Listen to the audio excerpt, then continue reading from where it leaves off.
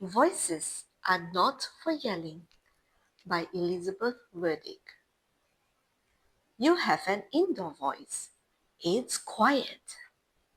You have an outdoor voice. It's loud.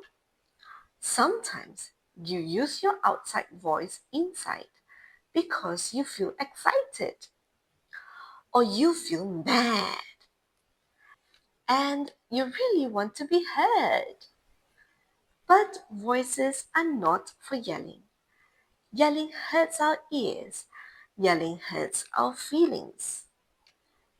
Use an indoor voice so people hear your words and not the yelling. This is how you quiet your voice.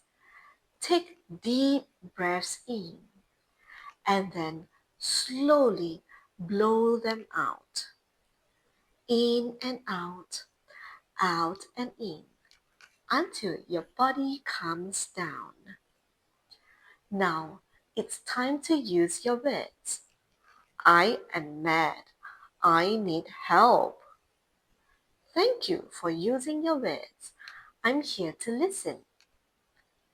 Voices are not for yelling. They are for talking, laughing, helping, and saying, I love you.